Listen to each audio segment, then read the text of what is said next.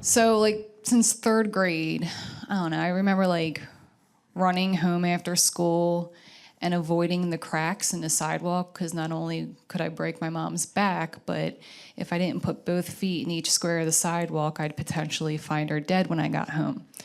Sick shit, right? Yeah. And then I would feast on a diet of General Hospital, Oprah, and Action News. I lived in Philly. There was always something going on, right? Horror. So anyway, that's kind of how I lived my life. And then when I was about 13, I discovered Zima and started like drinking. So then I got into addiction and I left my old love behind, anxiety. Of course, that didn't last long. So I don't know if you guys know like what can like cure anxiety. Have a baby. For sure helps. No, of course it doesn't help. So later on, I'm a grown person. I have this baby, and I remember having him and hearing him cry, and then they put him on my chest. And after I threw up, I looked at him and I was like, "This is the most peace I'll ever feel in my life." And then they took him away because he was breathing funny. So I didn't see him for about 10 hours. And the nurse takes me to the NICU, my mom's there, and I remember getting all like nervous, like, oh, I'm gonna go see my baby, kind of like a blind date. I was like, oh my God, like, is he gonna like me? Is he cute? You know? And he was very cute. He was so cute, in fact, I did ask the nurse if he was ours. Because I was like, that baby doesn't really look like any of us, but he was really cute though. And he was hooked up to all kinds of shit. He had like monitors, he had the nose drawn, the cannula. Come on, nurses, help me out. Come on, doc, right? Little elephant thing.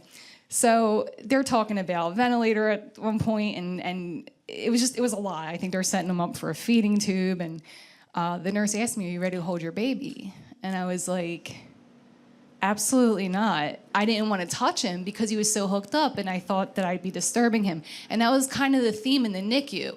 I kind of stayed back and let the nurses do what they do. And they're kind, but I kind of just stayed out of their way. In fact, I was pumping the milk out of the boob. That fresh milk, the colostrum, guys, come on, you know what I'm talking about, that golden titty milk, that first good milk the baby's supposed to have. Well, I let it sit, not knowing that it goes bad, right? Because I'm just a baby having a baby. I was like 32. I know anything. So he didn't get the golden titty milk, which was upsetting, and I kind of stayed back. And the closer it got to his DC, I was like, I don't want to take him home. I was scared. I would go there at 6 o'clock in the morning, leave at midnight, drink myself to sleep, and then do it all over again. And the closer it got to the date, I was like, I don't want to take him. And the doctor did her last exam on him and said, he's not ready to go. He hasn't gained enough weight. The nursing staff was so upset. They came and like rallied around me, and they didn't know that I didn't want to take him home. So it was a relief for me. Well, then the next day, he apparently gained enough weight, and I had to take my baby home. We had tons of visitors, and that was a distraction for me, right? Because they were always in our face and everything, but that still kept a disconnection between my son and I. And when he was about 4 months old, I was starting to really bug out. I would take those tests at the doctors if you had like postpartum depression, and I didn't. I had like postpartum obsession. I was obsessed with this child. I always thought that he wouldn't breathe. I always thought that he was going to choke because of all the stuff that he was going through at the hospital. And I decided we're going to leave Lancaster. We came out to Lancaster. I got pregnant right away because it's so boring. So then, I don't know, I got pregnant, and then I was like, now I'm stuck with the baby. So we moved back to Philly, and my husband was like, why do you want to do that? I was like, because it'll be helpful to have family and friends. And he was like, that's insanity, but okay. So I kind of made a decision. And my parents came up to help us leave, like pack up and stuff. And I said to my mom, are we going to be okay? And she's like, yeah. And I was like, are we going to die on the way to Philly? And I think that's when she was starting to go like, ooh, all right, we're going to have to keep an eye on this woman. So we get her an apartment again. We do the whole rigmarole. And I'm having these thoughts. At one point, I'm thinking somebody's going to break into our house and put our baby in the oven. Like, my brain is fucked up at this time. So it's nothing, but I'm not doing anything about it. I'm like in here.